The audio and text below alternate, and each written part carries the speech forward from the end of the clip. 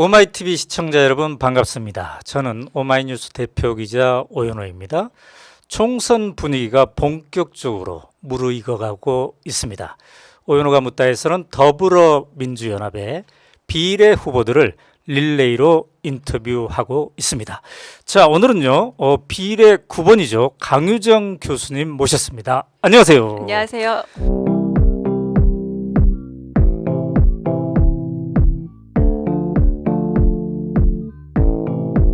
네, 반갑습니다. 네. 우선 축하드립니다. 네네. 감사히 축하받겠습니다. 네. 이게 아직도 그렇게 어색하더라고요. 네. 네네. 영화 평론가이시기도 네. 하시고, 네. 언론 비평가이시기도 하시고, 맞습니다. 또 시사 평론가이시기도 하시고. 지금 이제 강남대의 과 이름이 한영 문화 컨텐츠학과시네요. 네. 네. 맞습니다. 여러 호칭 중에 뭐가 제일 편합니까? 최근에 그러니까 저를 많이 부르는 이름은 이제 이미 네네네. 교수라는 이름이 편하지만 네.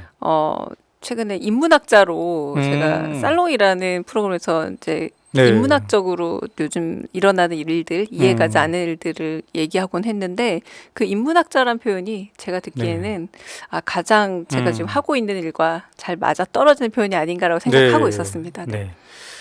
자, 이제 정치의 길로 네. 가게 되었는데 어떤 계기로 그런 결심을 하셨나요?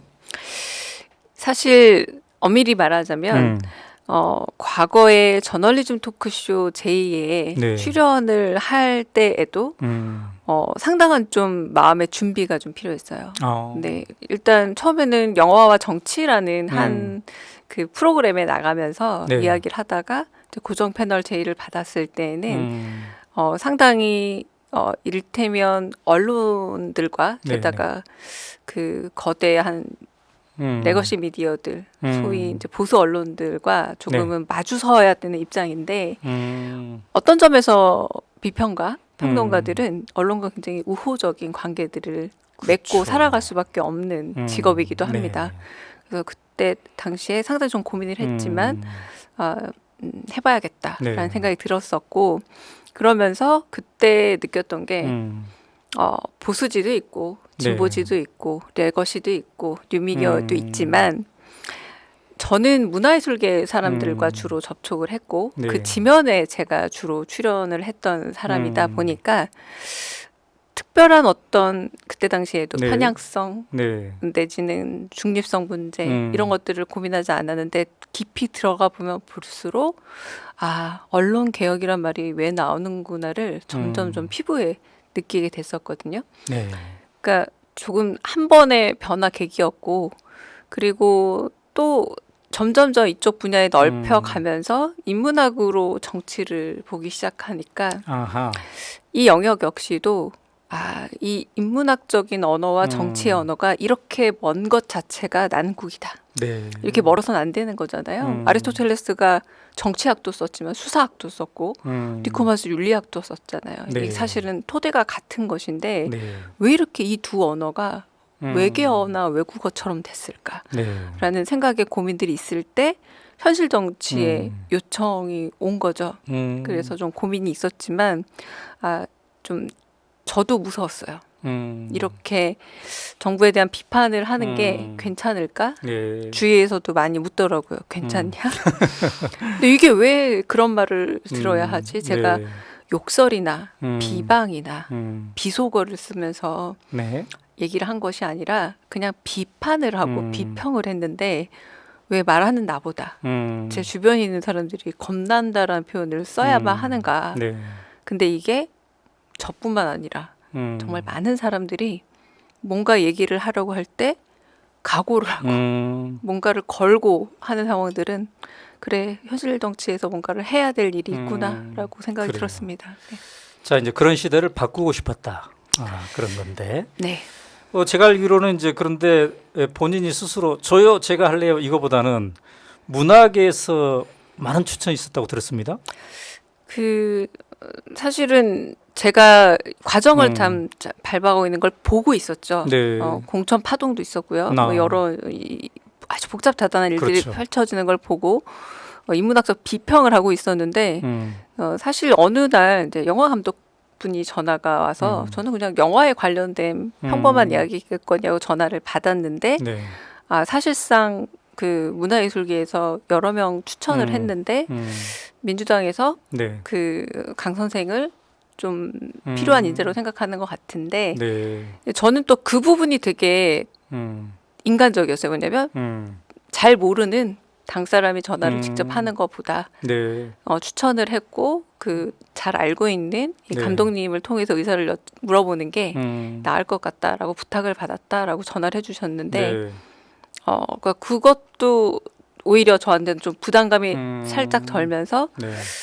고민할 시간이 길지는 않았지만 그래 한 번씩 겁나는 일이고 그러나 내가 할 수 있는 일이 있어서 요청이 왔겠다. 그럼 나는 그 일을 해봐야겠다라고 좀 결정을 내렸습니다. 겁나는 일이지만 도전해보자. 네, 자, 그런데 이제 문화예술계가 참 많은 분들이 있잖아요. 맞습니다. 근데 누군가가 이제 추천을 한 건데 강유정 교수님의 어떤 점을 높이 사서 민주연합의 후보로 추천했을까요? 그분은 누군가인지는 네, 최종적으로 모르지만. 네. 제가 작년에 어떤 감독님이 네.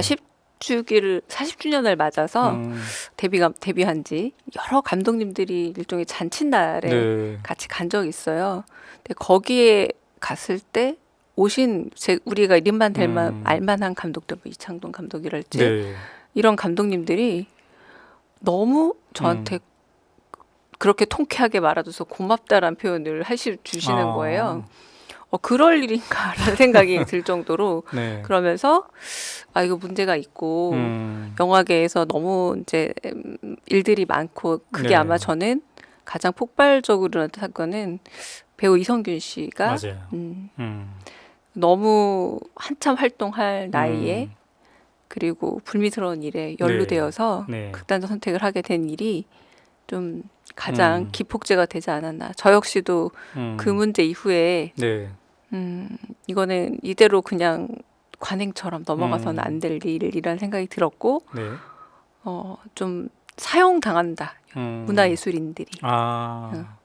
네. 그래서 사용당한다. 더 이상 그렇게 함부로 네. 멋대로 무시로 사용되지 않도록 존엄성이라는 거, 인간성이라는 거. 이 정부가 저는 인간 무시 정부라고 생각하거든요. 근데 그것의 가장 대표적인 예시가 영화계, 특히 문화예술계에 있었고 그래요. 그것이 저는 저를 추천한 동원역 그리고 동인이라고 저도 공감했습니다. 문화예술인들이 사형당하고 있는 그 시대에 이제 제대로 된 목소리를 강 교수님이 내주었기 때문에 네, 추천을 받은 건데, 근데 이제 만만치 않는 일이에요. 맞아요. 정치인으로 변신한다는 게. 가족이나 친구들의 반응은 어땠습니까? 반반으로 정말 쫙 나뉘더라고요. 그 나뉘는데 말하자면 네. 인문학자나 문화예술인으로서 그 언어와 네. 그 정서로 버티기 힘든 공간이다. 가지 마라. 네. 라는 반의 입장도 사실 완강했고 아니다. 그럴수록 그런 사람이 누군가 네. 들어가서 이 문제들을 해결해야 된다. 지금 소위 말해서 그 가수 김유나 씨 같은 경우는 자신의 SNS 채널에 내 의견 하나 후쿠시마 오염수 때문에 너무 무서워 네, 네. 이 말만 해도 안 되는 세상이라면 아니다. 이런 기회가 왔을 때 네가 그 몫을 해야 한다라고 네. 하는 쪽이 딱 나뉘더라고요. 그래서 짧은 고민이었지만 그래 한번 해보자라는 생각으로. 네. 그 친구들 중에, 친지 중에, 가족 중에 이제 반대하는 사람도 있었다고 했지만, 맞습니다. 완강하게 반대하는 사람도 네. 했지만, 그분한테는 뭐라고 그랬어요? 알겠습니다라고 하고 좀 제가 고민해 보겠습니다라고 이제 전화로 이제 여쭤봤었거든요. 네. 전화로 여쭤본 다음에 그렇게 좀 걱정된다. 네. 근데 그분들도 가장 완강하게 걱정하시는 분들의 이유는 걱정이더라고요. 네. 네. 그래요. 이제 주변에 문화예술인들이 네. 많이 있는데, 네. 아까 사형당하고 있다, 이 정부에서 그런 표현도 썼습니다만, 전반적으로 이렇게 봤을 때 윤석열 정부의 문화예술 정책 점수를 줘본다면 과제를 내야 점수를 주죠. 네, 전 네. 그렇게 느낍니다. 정책 네. 없다고 느낍니다. 그래요? 정책이 없다. 네, 정책을 지금 체감하고 있는 무언가 문화예술계에 네. 생각이 있고 계획이 있고 네. 아젠다가 있어서 네. 차라리 사람들과 부딪힌다도 없을 정도로 굉장히 조용한 공간이 되어 있습니다 지금. 근데 그 밑으로 네. 많은 그 제작 지원이라던가 이런 지원금 삭감 문제도 네. 같이 동일하게 50% 이상 삭감되는 게 일어나고 있고 네. 그리고 엄밀히 말해서 네. 제가 이제 후보에 올랐다는 소식이 전해지자 많은 분들이 이런 얘기를 해야 된다라고 또 이렇게 의견들을 보내주시더라고요. 그러니까 4년 전 혹은 이제 2년 전 대선 때 네. 그 후보들에게 요구했던 사항들이 와 너무 낭만적으로 보이는 거예요. 가령 독과점 문제 해결합시다. 네. 내지는 독립영화관에 대한 상영일수를 지킵시다. 그런데 지금 작금의 문제는 일종의 표현의 자유조차도 흔들리는 상황이 되다 보니까 네. 이런 좀 더 아주 발달된 첨단으로 발달된 문화예술계에서 일어나는 네. 일종의 산업 구조의 문제를 이야기하던 시절은 상당히 우리가 고상한 문제를 얘기하고 있었구나라는 생각이 들 만큼 물론 이 역시 중요한 네. 문제지만 네. 이런 문제를 해결해 가는 동시에 하지만 그 전에 이런 표현의 자유 문제를 네. 어떻게 해서든 좀 더 보장할 수 있는 수준으로 그래서 제가 지금 고민하고 있는 건 네. 그러니까 학생 인권 조례처럼 문화예술인에 대한 기본적인 인권 조례 같은 것들을 만들 수 있다면 네. 어떤 방식으로 만들 수 있을까 이런 고민들을 좀 그래요. 해봤고요. 네. 네. 지금 이제 확 다가옵니다. 학생 인권 조례의 가치, 문화 예술을 위한 인권 조례. 그게 이제 배우 이성균 씨 사망 맞습니다. 사건 때 본격적으로 이제 됐는데 네. 가장 핵심적으로 무엇을 담아야 될까요? 이런 문화 예술인을 위한 인권 조례. 제가 어제 네. 방심위에서 이성균 배우 죽음에 대해 보도했던 네. MBC와 KBS에 대해서 행정지도가 내려졌더라고요. 의견 네. 제시. 근데 이제 거기서 제 눈길을 끈 게 뭐였냐면 공인에 대해서 네. 이런 식의 보도를 하는 건 가능하지만 공인이 허락하지 않은 사생활에 대한 보도를 하는 것이 위배되었기 때문에 중징계는 아니고 의견 제시 정도의 징계를 내린다라고 했는데 저한테 가장 뇌리에 남은 단어는 그 공인이었어요. 문화예술인이 공인인가? 아니면 유명인과 어떤 차이가 있을까? 네. 그래서 만약에 가령 고위 공직자들을 기자들이 따라 붙었을 때 네. 스토킹이라고 하면서 고발 고소가 일어납니다. 그런데 유명인들은 공인이라고 본다면 네. 그렇게 언론이 따라 붙었을 때 고소 고발 할 수 있을까? 그때는 의리거든요. 네. 절대 못합니다. 어떻게 언론에 대해서 네. 그 정도 취재 열기를 보여줬다고 스토킹이라고 할 수 있겠습니까? 네. 그렇다면 왜 사람들의 호기심을 채울 때는 공인이고 그렇지 않은 인간적인 존엄성으로서 나에 대한 가치를 지키고 싶을 때에는 네.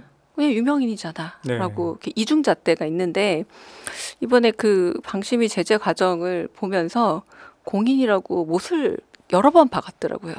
공인의 사생활은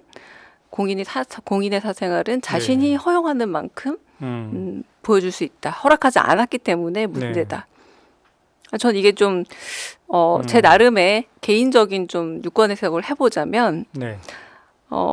공인은 허락되지 않은 사생활 침해에 대한 보도에 대해서 문제를 제기할 수 있다라고도 보였어요. 네. 그럼 저는 사실 지금 현 정부에서 일어났던 소위 말하는 공작 몰카 사건이라 부르는 것 역시도 이런 범주에서 충분히 해석이 가능하겠구나라는 생각까지도 들면서 네. 저는 생각보다 디테일한 부분에 그런 점들이 많이 숨어져 있다는 생각을 자꾸 들거든요.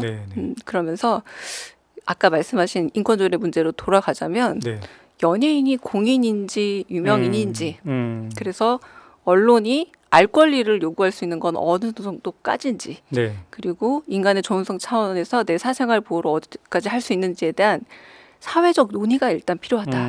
그 논의 과정을 거쳐서 그런 인권에 대한 새로운 좀 각성과 개념이 필요하지 않을까라는 생각이 들었습니다. 그런데 이 정부 윤석열 정부는 이런 문화인 인권 조례 이런 거에 대해서 관심은 있습니까 없습니까?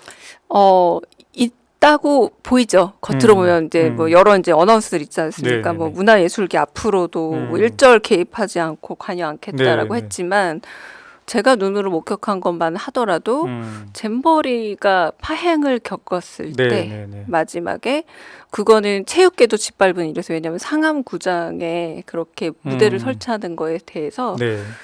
축구 팬들 그리고 맞아요. 그때 많이 굉장히 화났죠. 화가 났죠. 네. 이거는 전혀 이 생태계에 대한 이해가 없는 되게 폭력적인 조치다. 네. 문화계 역시 마찬가지였습니다. 그렇게 갑자기 스케줄을 바꾸고 그러니까 네. 전 이게 참 여전히 무시로 불러도 되는 사람들, 문화예술계 네. 사람들. 네. 네. 그리고 엑스포 그 일종의 그 광고 영상들, 그 프리젠테이션 영상들을 만들 때 네.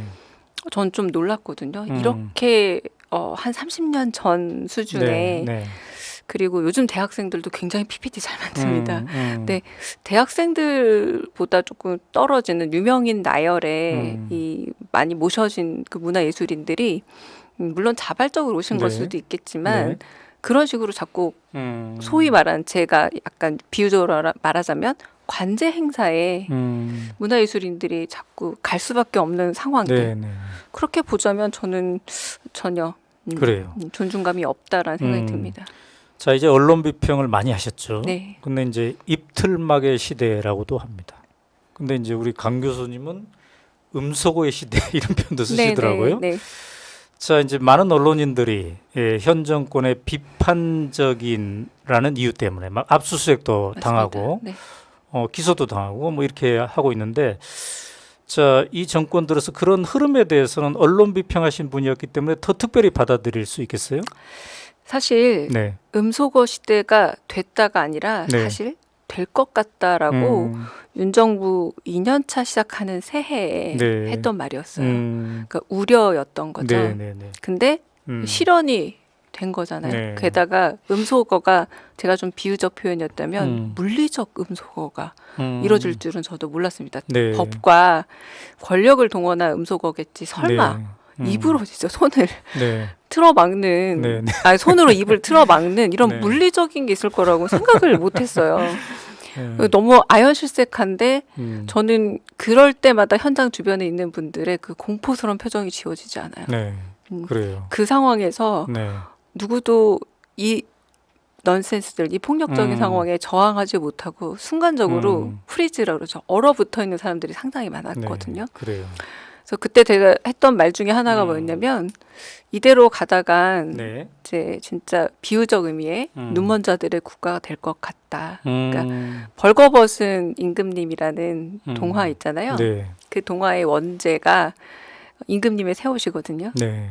임금님의 새 옷을 보고 막 칭찬을 해야 되는 분위기였는데 사실 벌거보고 네. 있었던 거죠.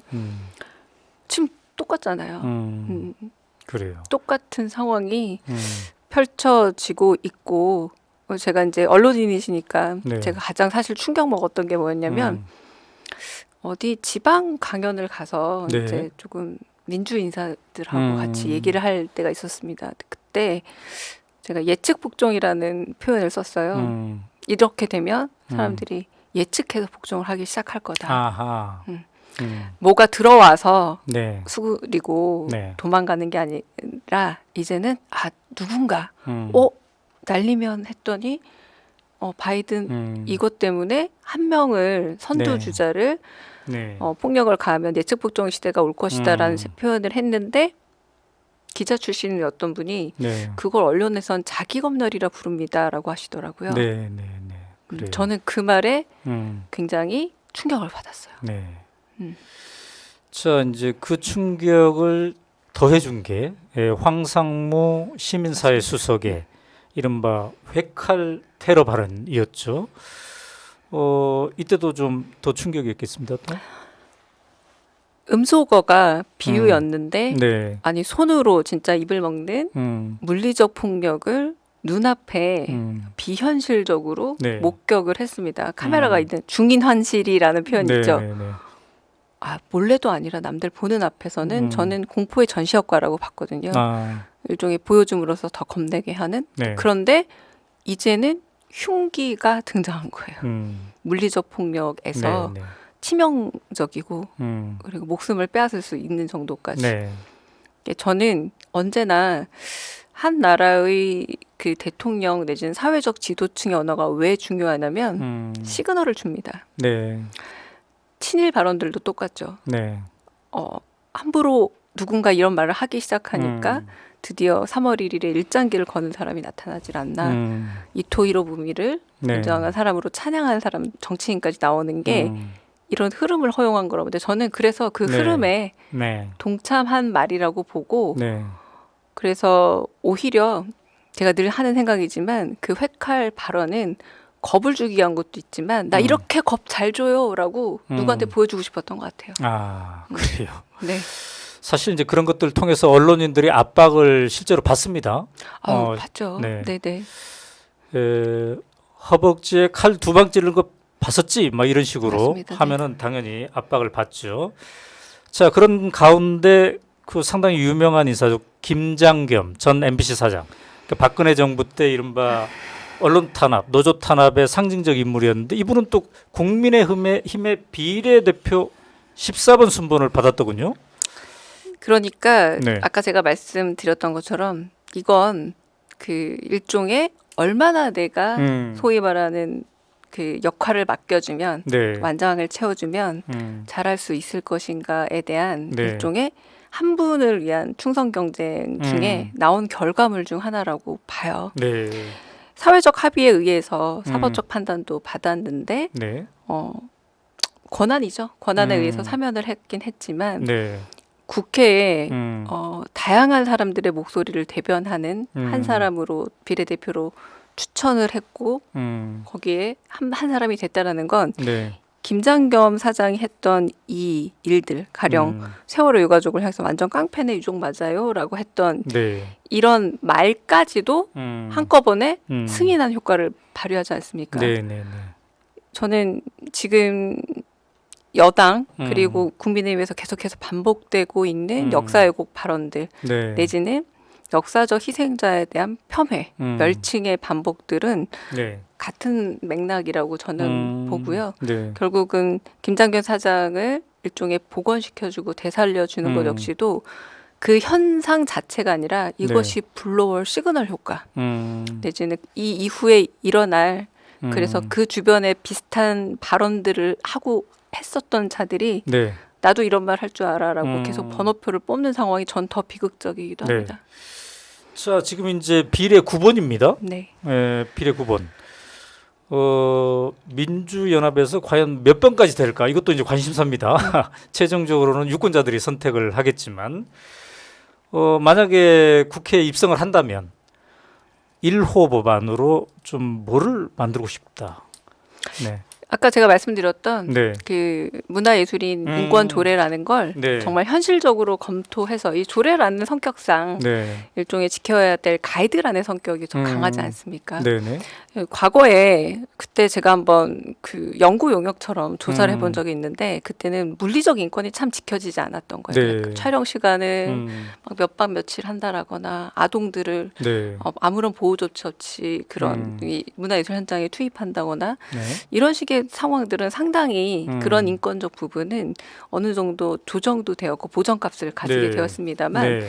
이제 좀 더 표현의 자유를 보장할 수 있고 그리고 인간적인 그 자신의 존엄성을 네. 지킬 수 있는 부분으로서 그런 어떤 인권에 대한 재해석 지금은 문화예술인의 인권을 좀 재해석을 해서 해야 되지 않을까라는 생각이 듭니다. 네.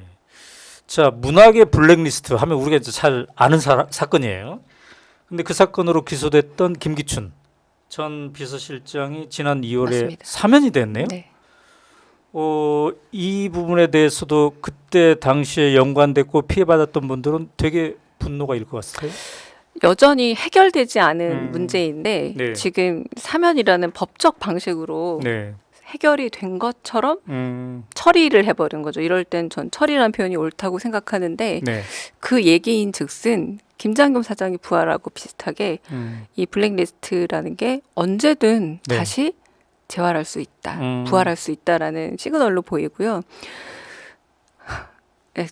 저 헛웃음이 나올 정도인데 블랙리스트와 화이트리스트라는 네. 이런 개념들 그리고 최근에 영화 파묘 있었잖아요. 네, 네, 네.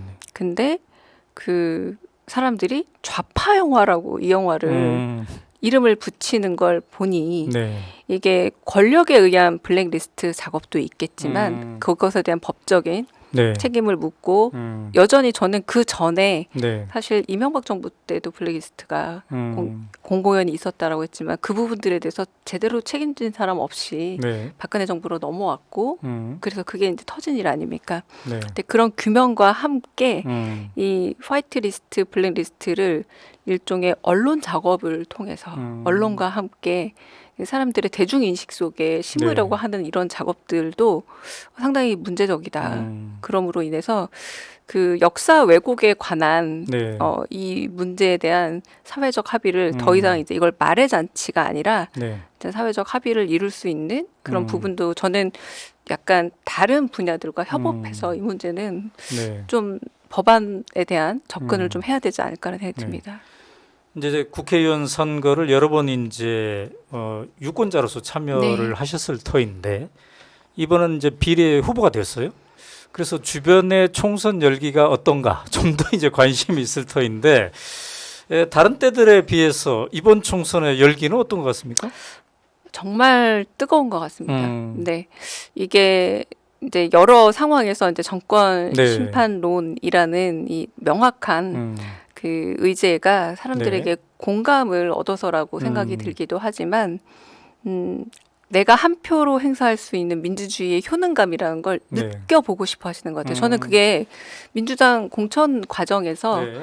경선을 통해서 정말 그 대단하신 다선 의원들을 신인들이 시민들이 가지고 있는 네. 경선 투표를 통해서 네. 당원들의 힘을 통해서 이렇게 바꾸는 힘들이 네. 굉장한 효능감을 줬다고 생각하고 네. 이 효능감이 여전히 그래서 총선에 대한 열기를 더 북돋고 있다. 제 요새 재밌는 표현이 많은 사람들이 투표 마렵다라는 표현을 하더라고요. 네. 투표 마렵다. 이게 뭐냐면 네. 경선을 몇 번 치러봤더니 네. 이제 투표할 일이 4월 10일밖에 없는 거잖아요. 경선 투표 다 끝났으니까. 그러니까 투표 마렵다 이런 표현들을 많이 하시더라고요. 네. 이게 바로 전 총선 열기라고 봅니다. 근데 이제 민주당만 보면은 그 권리당원들의 숫자가 거의 250만 명 되지 맞습니다. 않습니까? 네. 또 경선 과정에서 그들이 굉장히 많이 참여를 했어요. 문화평론가로서 이러한 현상에 대해서는 어떻게 생각하세요? 정말 점점 왜 살만해지고 민주주의가 오히려 더 뿌리를 내릴수록 정치 무관심이 높아진다고들 하지 않습니까? 네, 네, 네. 많은 분들이 정말 못 살겠다 싶나 보다라는 생각이 들어요. 네. 이게 삶의 문제, 여러 가지로 민생의 문제, 그리고 어떤 분께는 이념적인 문제, 네. 어떤 분께는 내가 말 그대로 느끼는 자유의 문제, 네. 다양한 어떤 문제들의 방향성과 벡터는 다르지만 그럼에도 불구하고 지금은 위기로 느끼고 있는 분들이 정말 많구나라는 네. 생각이 들고 네. 그래서 놀랍습니다. 그러니까 한동안 네. 혐오를 통한 정치를 하기 위해서 네. 갈라치기가 세상을 나누고 그래서 아주 작은 지지 세력을 가지고 트럼프처럼 네. 30% 한 35%로 수권 정당만 유지하면 된다라는 네. 정치 무관심층을 길러내고 싶어 했던 네. 그런 흐름들이 좀 우리나라에도 보였다면 네. 참 저는 놀라운 것 같아요. 진짜 김수영 시인 풀처럼 네. 먼저 눕고 겁먹는 것 같지만 네. 바람보다 먼저 일어나고 먼저 흔들리고 네. 그게 보여주는 이번 선거 아닌가 싶습니다. 자, 이제 며칠 전에 다른 비례연합의 후보들과 네. 함께 이제 다 모였잖아요. 네. 뭡니까? 뭐 출정식인가 뭔가 했을 네, 텐데 맞아요. 다른 후보들, 비례연합의 후보들 몇 면을 보았을 터인데 어떤 느낌 받았습니까? 저는 솔직히 좀 감동을 받았어요. 아, 그래요? 왜냐하면 아, 민주당이 이래서 플랫폼 정당이구나라고 느꼈습니다. 만나보셨던 네. 1번 비례대표 네. 서미아 서미아 씨. 네. 서미아 씨 후보만 하더라도 네. 자기소개를 하면서 딱 제일 먼저 일어나서 하시는데 네. 나는 눈으로 세상을 보는 건 아니지만 내 몸으로 세상을 보고 네. 그래서 아무것도 안 보고 앞으로 나갈라요? 라고 딱 얘기를 하시더라고요. 눈치 안 보고 저 몰라요. 사람들 표정도 안 보이고 전 모릅니다. 라고 얘기하시는데 아, 이 30명이 모인 예비 후보까지 모인 네. 이 비례대표는 한 사람 한 사람 이야기를 제가 인문학자로서 평론가로서 들어봐야 될 하나의 우주가 온 거구나. 네. 한 사람의 저는 이 가치가 요즘 너무 사라진 것 같거든요. 네. 제가 9번 강유정이지만 제가 가진 삶에 네. 우주가 있잖아요. 네. 그 우주들이 20개, 30개가 모여서 네. 지금 근데 민주당은 이게 일종의 갤럭시입니다. 네. 되게 다양하신 아. 분들이 와 있는 거예요. 네. 심지어 당적이 다른 분도 민주당이 아닌 음. 분도 와 계시고 시민사회 추천을 통해서 오신 네. 분도 계시고 그래서 얘기를 그날 제가 가까운 분들 몇 분 하고 네. 얘기를 나눴는데 백승아 대표 역시도 네. 교사 생활 진짜 평범하게 하시다가 네. 어느 날 갑자기 거리에 나서게 됐고 그러다 여의도까지 오시게 음. 되고 이주희 변호사는 조국 대표의 변호단 네. 중 한 명이더라고요. 근데 그런 얘기들을 다 듣고 보니까 아 이거는 제가 이분들의 얘기를 일단 다 들어보고 싶다라는 호기심이 들 정도로 아 이게 플랫폼 정당이 해야 될 일이구나 라는 네. 생각이 들었습니다. 그런데 이제 상대적으로 비례 후보들의 면면이 유권자들에게 지금 홍보하는 시간은 짧아요. 맞습니다. 그죠? 네. 그래서 이제 앞으로 열심히 막 홍보를 해야 될 텐데 우리 강 교수님도 좀 거리에 나가서 혹은 막 무대에 나가서 합니까? 어떻게 합니까? 일단 내일 이재명 대표와 함께 드디어 무대 섭니까? 네 나름의 네. 격전지라고 알려져 있는 네. 그 성일종 현역 의원이 있는 네네. 네 그쪽 지역을 함께 상대가 성일종. 네네네네. 그래서 그런 행보를 이제 처음 나서 보게 되는 거죠. 음. 네, 그래서 나서 보게 돼서 제가 좀 그런 식의 건강한 호기심이라는 게 있거든요. 과연 현장의 분위기는 어떨까? 네. 네, 그래서 그런 호기심을 갖고 있습니다. 그러면 내 인생 최초의 이제 선거 유세를 하는 겁니까? 모르겠습니다. 일단은 좀 그 이재명 대표의 네. 워낙 연설이니까 어떻게 연설하나를 좀 저는 좀 관찰하고 싶습니다. 아니 이제 관찰도 직접. 하지만 저도 한마디 할래요 하면서 최소한 2, 3분 하셔야지. 네. 네. 자, 이 질문을 이제 해야 될 텐데 조국 혁신당은 비례 후보만을 위한 맞습니다. 그런 당이에요. 그래서 일찍이 비례 후보들의 이제 면면이 부각될 수밖에 없는 그런 조건이잖아요. 근데 여론조사에 하면 상당히 높게 나오고 있습니다. 예, 좀 신경 쓰이나요? 아니면 어떤가요? 뭐 신경이 안 쓰인다면 그거는 너무 태어난 척하는 거겠죠. 네네네네. 당연히. 네. 하지만 이 신경 쓰이다가 저는 부정적 에너지로 쓰고 싶진 않습니다. 네, 이게 외연을 정말 네. 넓히고 네. 제가 민주당 근처에서 민주당을 조금 가까이서 봤더니 네. 제가 K 장녀거든요. 음, 아, K 장녀 같은 당이구나. 장녀. 네, K 장녀 같은 당. 네, 민주당이. 네. 음, 그러니까 K 장녀들이 여러 가지를 짊어지고 좀 네. 해결도 해야 되고 음. 그리고 뭐 약간 책임도 져야 되고 네. 그리고 많이 참기도 해야 되고 네.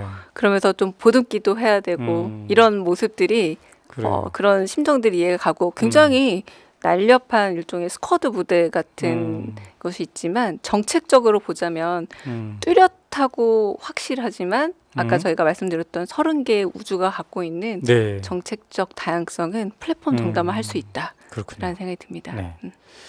제가 이제 차남이기 때문에 완전히 이해는 못하지만 네. 그 장녀의 마음, 장남의 마음 이해합니다. 예, 그리고 장남 장녀들 보면 왠지 믿음직스러워요. 맞습니다. 네네. 예. 자, 오늘 좋은 말씀 해주셨는데 좋은 결과 있기를 바라고요. 네. 마지막으로 오마이TV 시청자들에게 한 말씀 하신다면요? 네. K 콘텐츠 문화자산 전문가로 저 자신을 이제 전문가로 이 자리에 오게 됐고요. 무엇보다 함부로 멋대로 그리고 무시로 그만 우리가 말할 수 있는 표현의 자유를 되찾을 수 있는 그 시대를 다시 찾기 위해 제가 조금이라도 노력을 보태겠습니다. 네. 네. 감사합니다. 네, 감사합니다. 지금까지 더불어민주연합의 비례 9번 강유정 교수님과 이야기를 나눠봤습니다. 오연호가 묻다가 더불어민주연합의 비례 후보들을 릴레이로 인터뷰해봤는데요. 여러분 잘 보시고 유권자의 선택 슬기롭게 하시면 좋겠습니다. 오늘 여기서 마치도록 하겠습니다. 감사합니다. 감사합니다.